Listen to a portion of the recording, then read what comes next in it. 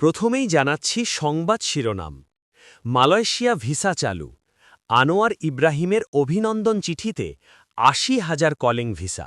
কিন্তু সাবধান, এক জায়গায়। আসসালামু আলাইকুম, আশা করি সবাই ভালো আছেন।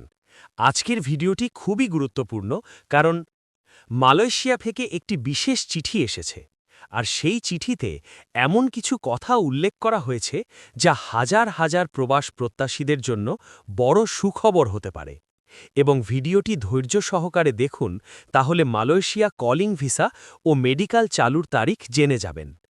কিন্তু এই ভিডিওর একদম শেষের অংশে একটি গুরুত্বপূর্ণ সতর্কবার্তা আছে, তাই শুরু থেকে শেষ পর্যন্ত মনোযোগ দিয়ে দেখবেন।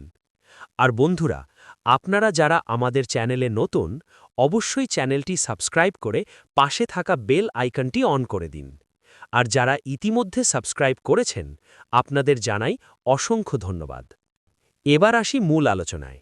বাংলাদেশের নতুন প্রধানমন্ত্রী হিসেবে জনাব তারেক রহমান নির্বাচিত হওয়ার পর বিভিন্ন দেশ থেকে শুভেচ্ছা বার্তা আসছে। সেই ধারাবাহিকতায় মালয়েশিয়ার প্রধানমন্ত্রী আনোয়ার ইব্রাহিম একটি আনুষ্ঠানিক অভিনন্দন চিঠি পাঠিয়েছেন বলে কূটনৈতিক সূত্রে জানা গেছে। চিঠিতে কয়েকটি গুরুত্বপূর্ণ বিষয় উল্লেখ করা হয়েছে। প্রথমত, বাংলাদেশ ও মালয়েশিয়ার দীর্ঘদিনের বন্ধুত্বপূর্ণ সম্পর্ক আরও জোরদার করার অঙ্গীকার। দ্বিতীয়ত, দুই দেশের মধ্যে শ্রমবাজার সহযোগিতা পুনরায় সক্রিয় করার বিষয়ে ইতিবাচক অবস্থান।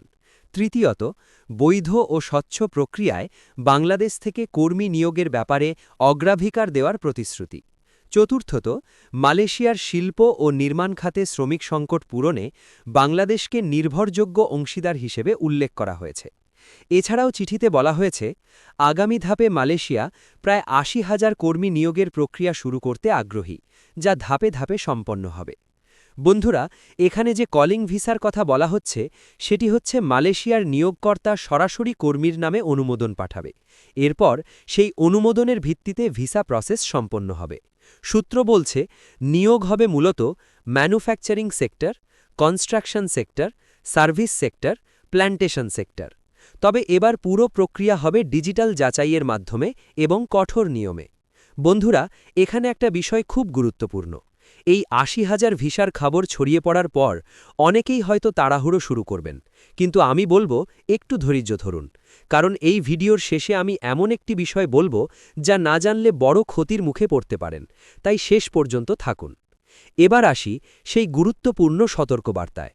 বন্ধুরা, এখনও পর্যন্ত আনুষ্ঠানিকভাবে তারেক রহমানের পক্ষ থেকে কোনো চূড়ান্ত তালিকা প্রকাশ করা হয়নি। কোন সেক্টরে কতজন, কোন এজেন্সির মাধ্যমে কি প্রক্রিয়ায় আবেদন হবে, এই বিষয়ে পূর্ণাঙ্গ সরকারি তালিকা এখনও প্রকাশিত হয়নি।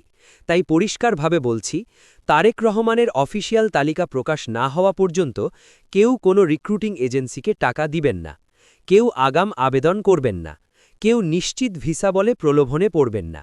যতক্ষণ না সরকারিভাবে অনুমোদিত তালিকা ও প্রক্রিয়া ঘোষণা হচ্ছে, ততক্ষণ অপেক্ষা করাই নিরাপদ। বন্ধুরা, মালয়েশিয়া ভিসা নিয়ে এই আপডেট অবশ্যই আসার খবর, কিন্তু সঠিক তথ্য ও অফিসিয়াল ঘোষণার আগে কোনো আর্থিক লেনদেন করা উচিত নয়। ভিডিওটি শেয়ার করে দিন, যাতে অন্যরাও সতর্ক থাকতে পারে।